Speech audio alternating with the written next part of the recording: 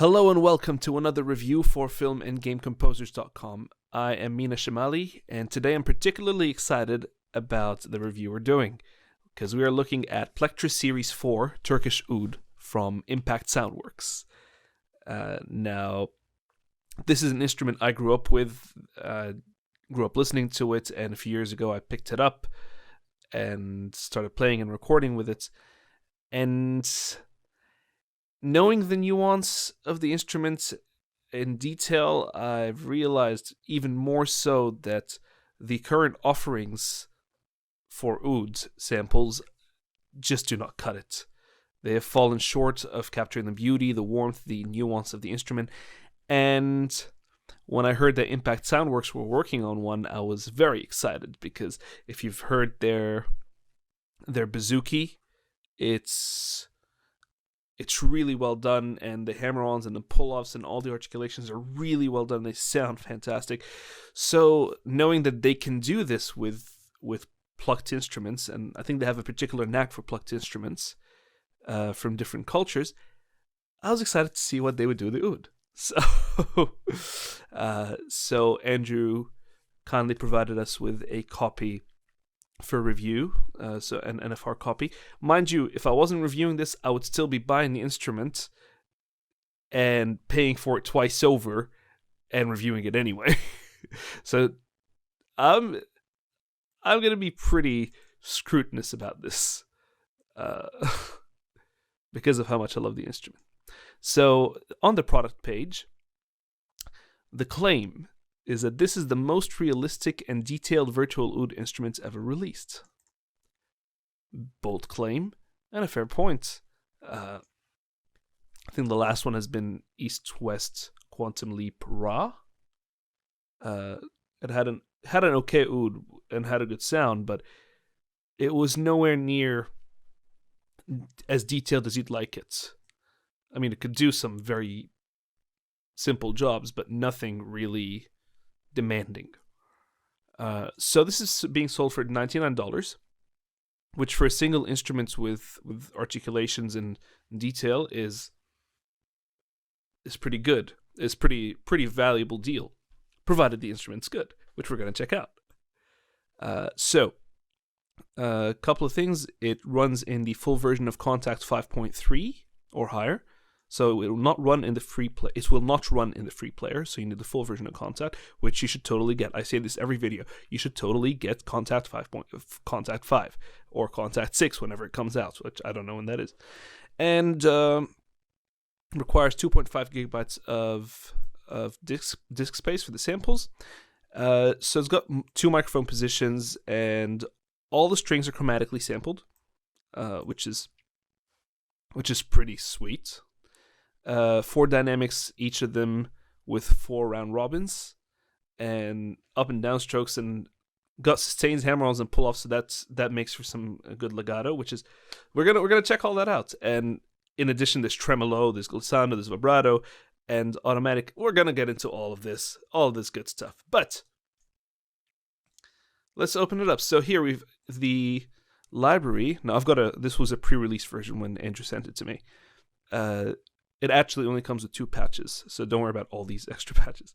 There's the oud patch, the main oud patch, and the quartz patch. So the oud patch is what I've got loaded up here. Let's just give it a play.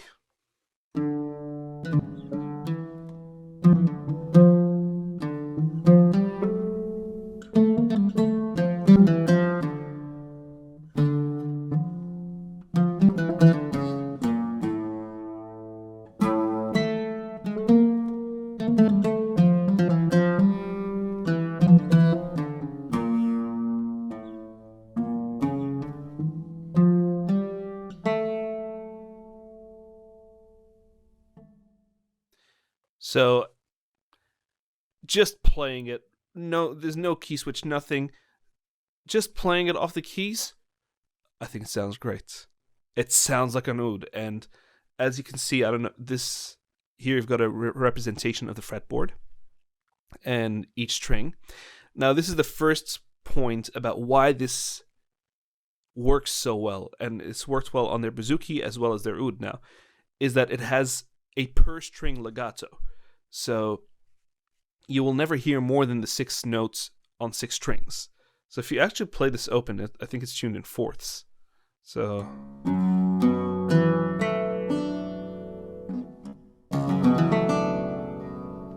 now if I maybe put a different note on the top,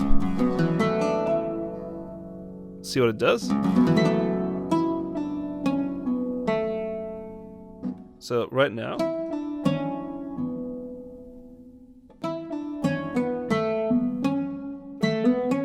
so it does an automatic hammer on and pull off, which, if you don't know what that is when you play a note and then you put a finger on your left hand, you hammer on a finger, so it triggers a note without actually playing it with your right hand, your picking hand. So this is where you strike the note, and this is where you hammer on the note with your finger on the left hand. And it works especially well when you're doing like really fast passages.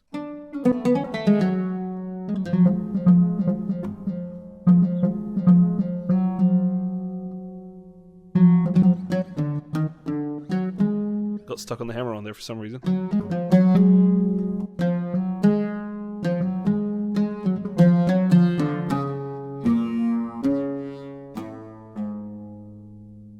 So I also sometimes use the sustain pedal when I'm playing because it's a plucked instrument, so it'll sustain as much as I let it. But yeah.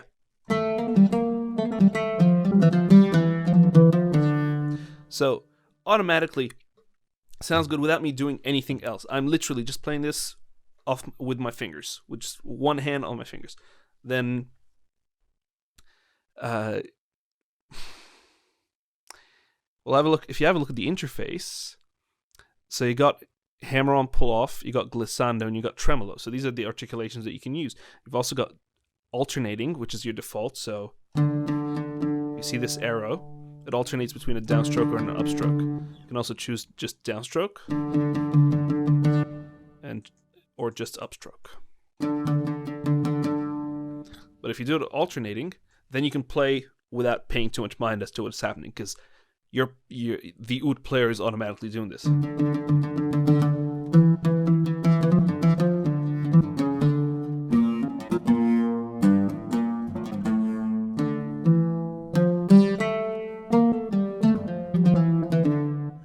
And as you can see, because the hammer on and pull off is activated, you can play without paying too much attention to what's happening. As in, you can be aware of where the hammer-ons and the pull-offs, but you don't have to sit there and think, okay, this note has to be a hammer-on, this note has to be a pull-off. You can just play, and that's the beauty of it. This is what we need. We need instruments where you can just play and not worry about this stuff, but still have the control when we need it, which is this instrument absolutely offers. So the other articulations here, you got is glissando. So glissando is a slide. It's like a slower slide.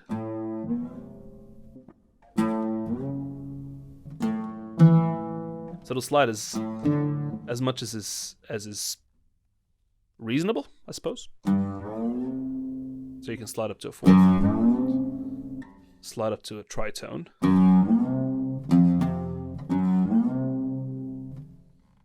and then we can do tremolo, which is a common oud articulation.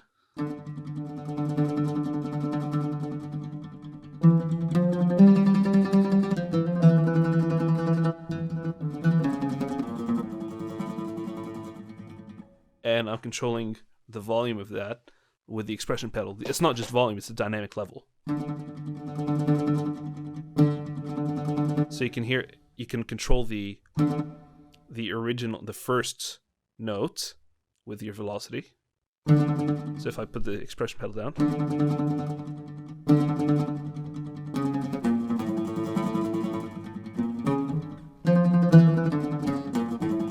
so that's pretty cool. And these are activated via key switches as well, and we'll get into that.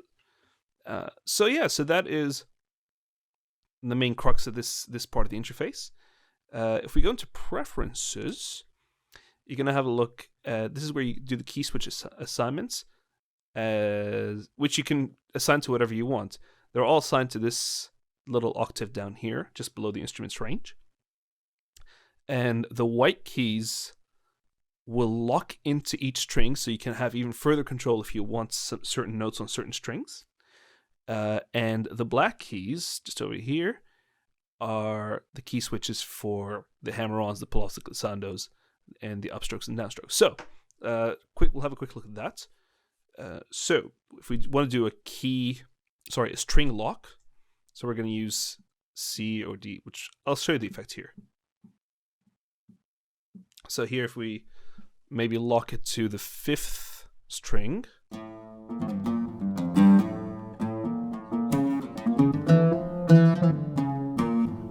and as much as we could play on that 5th string, we will.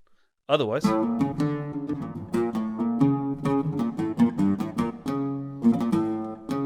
see, this note, for example, is now on the 5th string.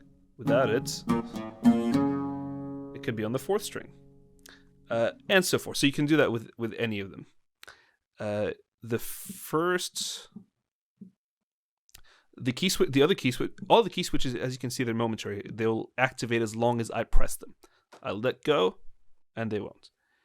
The last key switch, the B, is actually a key switch lock. So if I want to just lock the first 3 strings, strings 6, 5, and 4, I hold it down and then lock. Now it'll lock into those strings.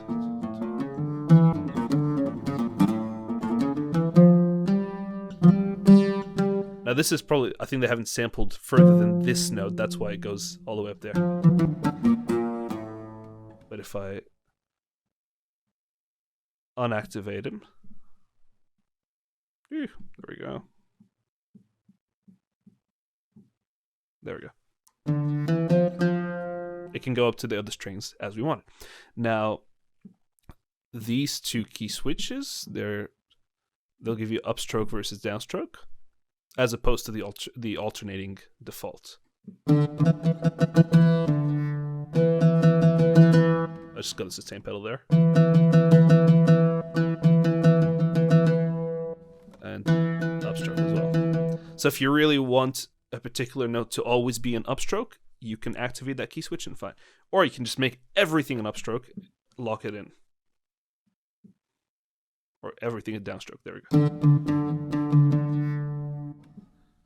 And the minute you just press it again, the key switch releases.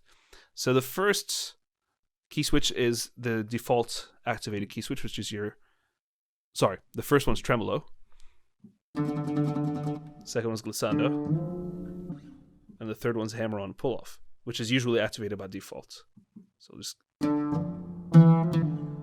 So that is the key switch assignments, and you can change them to whatever you want. So if you don't like them there, you want them on a different keyboard altogether and in a different octave, whatever, you can do that. So the other thing here, you've got noise volume. Now the noise, it's an inherent part of oud recordings. You'll always hear like little bits and pieces of like, you know, the player kind of shuffling around and moving and maybe like taking a little breath or whatever. Usually I hear that and I'm like, yep, there's definitely not a sample, or not a really good sample anyway. But yeah, if I put the noise really up, you'll kind of hear these noises exaggerated. You don't want to exaggerate them too much, but you want to make it sound natural. So if I do this,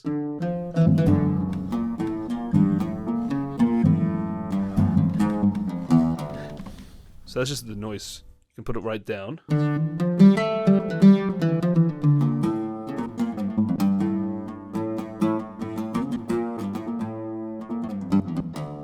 So I like to keep it somewhere just below.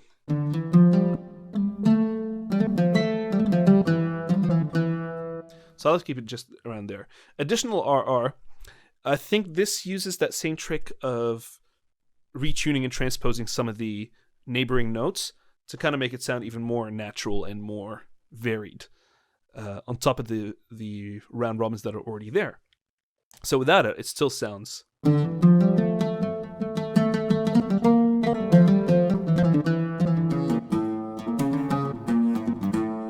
Without it, it still sounds pretty good, but with it.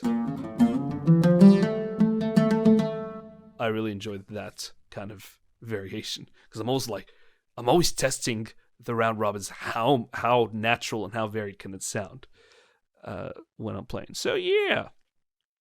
Now, one more thing I wanted to actually say is, if I turn off the hammer on and pull off, and you can assign everything to MIDI, by the way. So if you wanted to apply controllers for other controllers for anything, yeah, you can definitely do that. Sorry. Now, if I turn off the hammer on and pull off and just play as it is, so this will sound more or less like a sampled instrument without any true legato. Have a listen to this.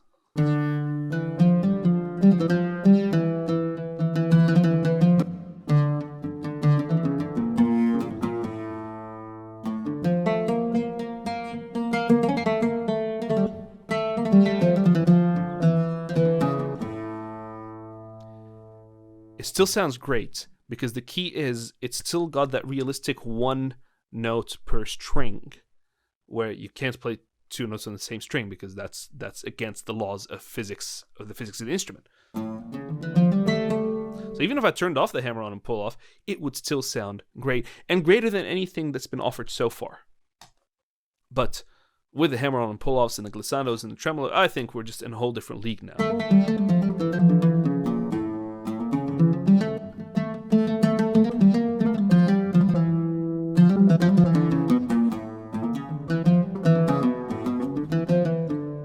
So there you go. The next thing, we got mixer. So the instrument is actually recorded with two different microphones, and they're panned to the left and to the right. Now, I've got a lot of control over this. If I just pan them both to the center, and I'll just use one microphone instead.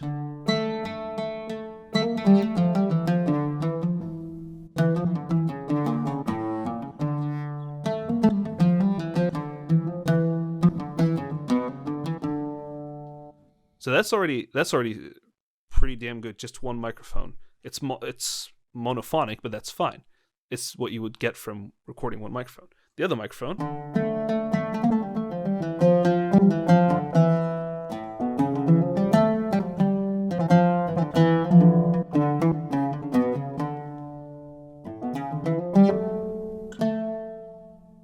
So when you combine them together, even if they're both pan to the center,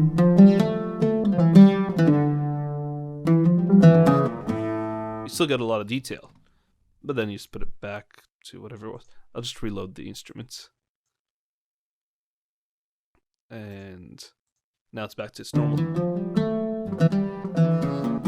So you get a really nice image, and you can change the panning and use however many mics you want. So you've already got a lot of control over the sound just from that.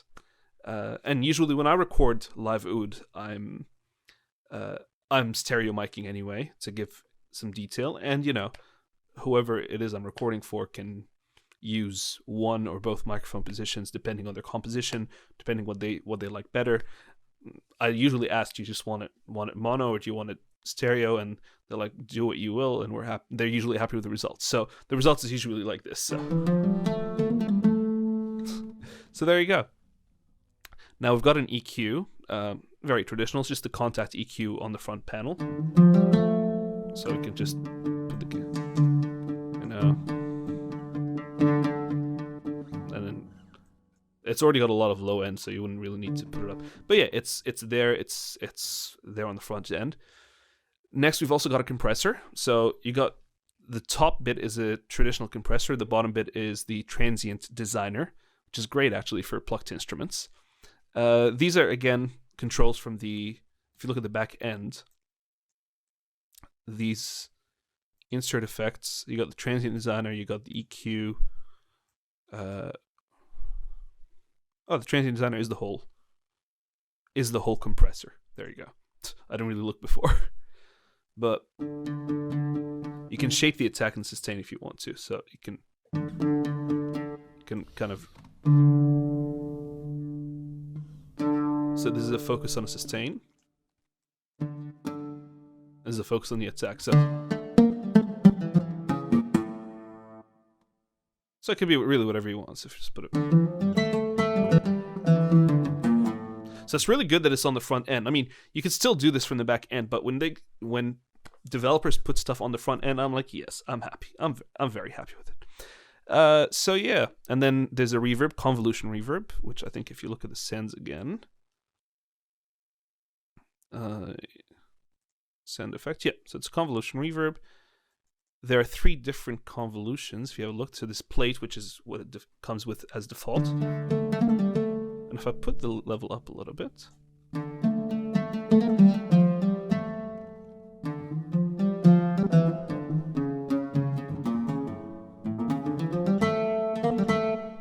if I put room, then it just sounds more roomy. Like it's more of a small room, more of a studio.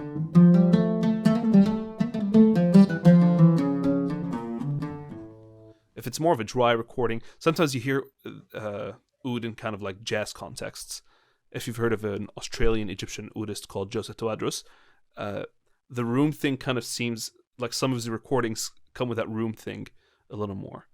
And then you got Hall, which is like more, I suppose, grand, mystical.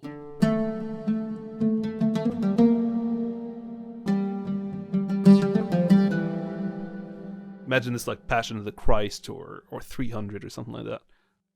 If they use oud, it would have probably been like that combined with like a grand orchestra or some really mournful vocals, whatever it is. So yeah, but you can just turn it off and you'll hear it dry.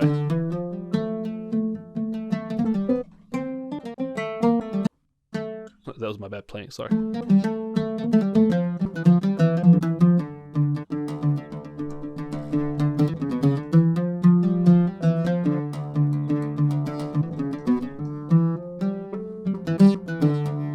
So you can then add your own reverb. So say for example, I put on the easiest reverb to put is like quantum leap spaces. Put on a church, Berlin church or something.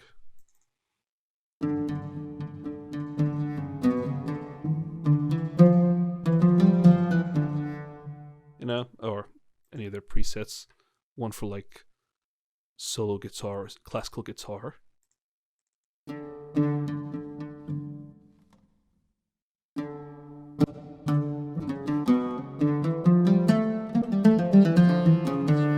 But that's fine. I mean, you can do that with any instrument, of course, so that's neither here nor there. So yeah, if we just put it back.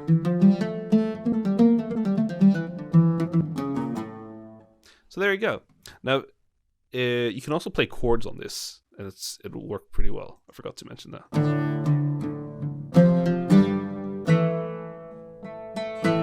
Not that you would usually with a real oud. I mean, sometimes people do it and it sounds amazing when they get the tuning right.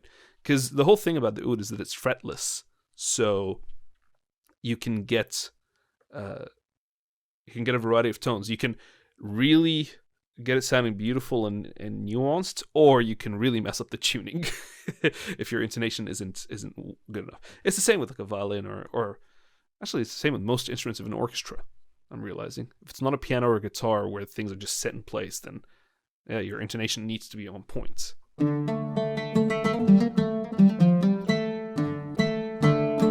So you can always can do chords in as much as it makes sense.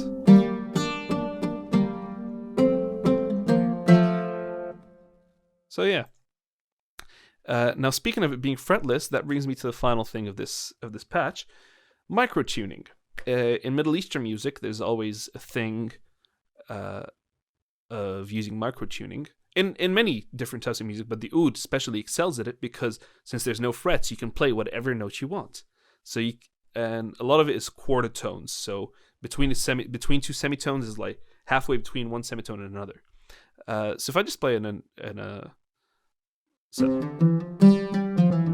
so I'll just play like a scale like this. Actually, I'll just play a major scale. Okay. Now if I tune down the E and the B, which is a common kind of thing. And of course, just as a scale, it just sounds kind of lame. But if you play...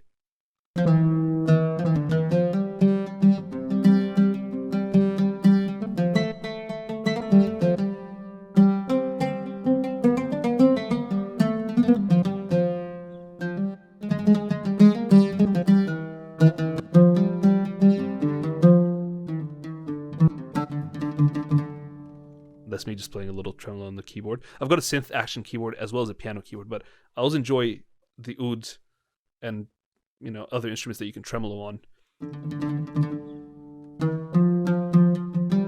I enjoy that on a synth action keyboard because it's lighter, so you can play faster.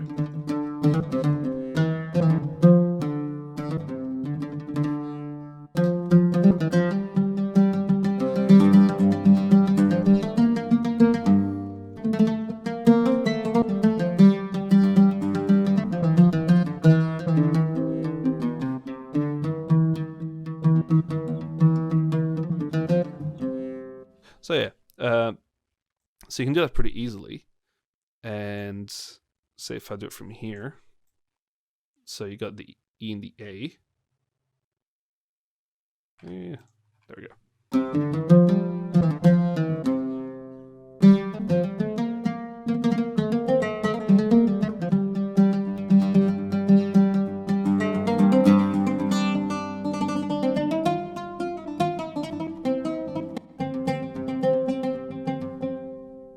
So there you go.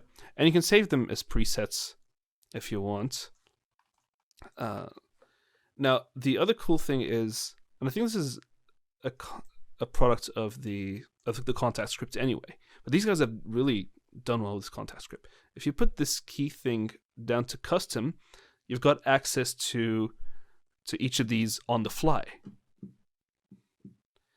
which is, it's a function of of just Middle Eastern keyboards, where you could just tune things on the fly. So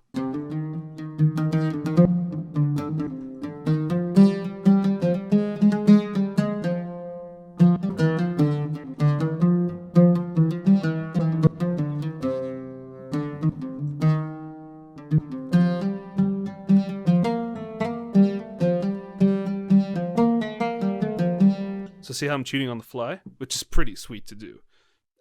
Because a lot of time, because you've got that free access on the instrument itself, you would tune on the fly when you're playing. So to have that as an option is fantastic. If I I'll just put this on glissando, because this is something I'm really enjoying, is the fact that and let's just put it on custom. So if I'm tuning things on the fly,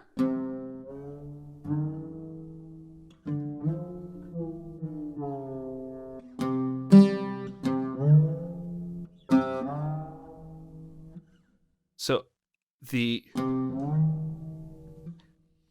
this transition is still smooth. I don't know what they've done with this script, but the transition is still smooth. Whenever you've got a legato transition recorded, a true legato transition recorded on a sampled instrument, and you apply the micro tuning, it doesn't always work. But these guys have done something to make it work and to make it smooth.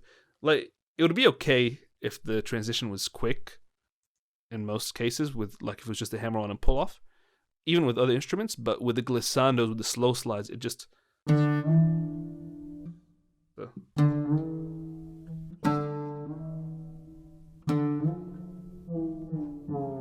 not that you would do this, but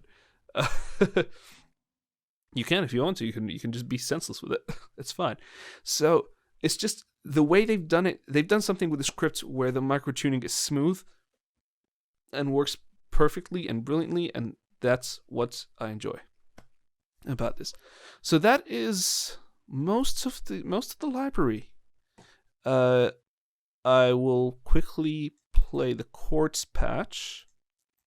So solo this. Now this chords patch, it only has the mixer page, so same controls as above, but it's just pre-recorded chords if you needed them. Where we go. So we got major chords here, minor chords, and then fifths. So that's a pretty neat extra. I consider that sort of like get an oud chords patch free. Like, that's brilliant. They did not really have to do this, but it's.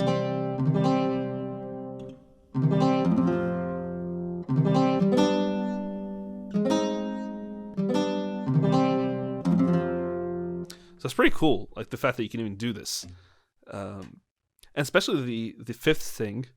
really works with some things. So sometimes you can just go that as an intro to some phrases, and they can just play the other one on top. So yeah. Now, you've heard me sing the praises of this library all throughout this review. What are the negatives? Hardly any. I'll say this straight up. There is not usually a library where I'm 100% impressed, but I am 100% impressed with this, because they have done this instrument justice.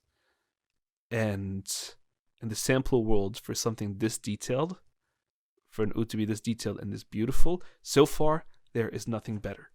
Have they lived up to the claim of this being the most realistic and detailed virtual oud instrument ever released? Yes, they have. Absolutely have. Now, what I have isn't so much negative as it is maybe a couple of things I would like to see. Maybe in an update. While the instrument responds very, very well to velocity, I'm very happy with it. I wish there was a velocity response curve I could access.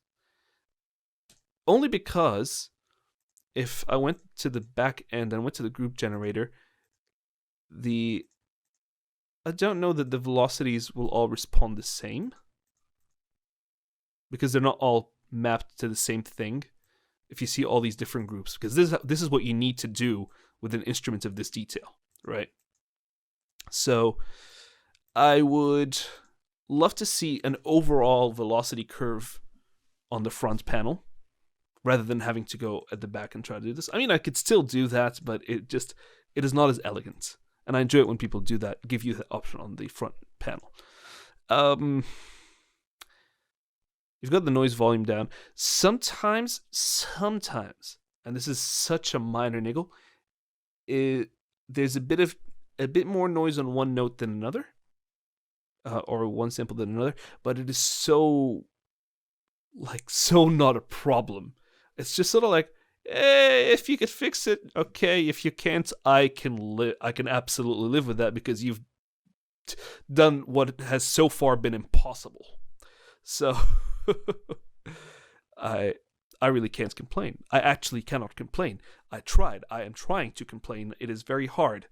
Now, someone might look at me and say, well, if you play the oud and you're making some money out of recording the oud and performing the oud, isn't something like this going to put you out of business as an oud performer, or endanger your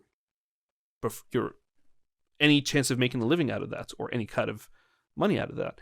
I say no, because to achieve something that is inherently oud-like, as much as this instrument can do of its own accord, and it's very hard to sound bad playing this sampled instrument, there are still things that are inherently, like, someone who would play oud would actually know, because there's a physicality to the instrument that you would know that can then transfer over.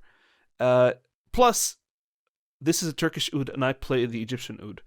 They're kind of similar, and my oud is kind of tuned similarly, but it has a different tone. So, hey, I have access to another tone now. And personally, sometimes I just don't want to pull out the oud. Sometimes I just want to pull out a virtual instrument. Really, honestly, even the instruments that I play. Sometimes with guitars, I just want to pull out a really good sampled guitar. I know it's like sacrilege, but because I'm on both sides of it, I'm a composer as well as an instrumentalist from time to time. So I enjoy being able to do both. And having this is so inspirational and so beautiful, and sometimes can sound better than me. Don't tell anyone. Nah, I'm messing around. But yeah, just this is an excellent library, and yeah, I think that's it. I think there is nothing more to say. The library has spoken for itself, and you've heard it. If you don't like the sound is right there. I've played it for you. The demos are there for you on the official site and on the Impact Soundworks SoundCloud. It really does speak for itself. And anytime you hear something, oh, I forgot one more thing. There's real vibrato. on the mod wheel.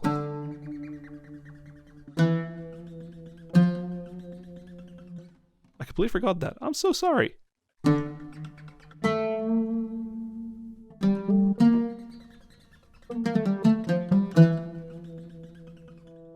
So yeah, so there's real vibrato that you can put in as well. And trust me, when you hear a lot of solo oud recordings, that vibrato is ever present. So it's there. So there you go. That's even more reason, because that doesn't really exist in any offering so far. They're like separate vibrato articulations, but nothing where you can just control it so easily. So yeah. What are you still doing watching this video? I think you should have left long ago to put it in your cart and buy this instrument.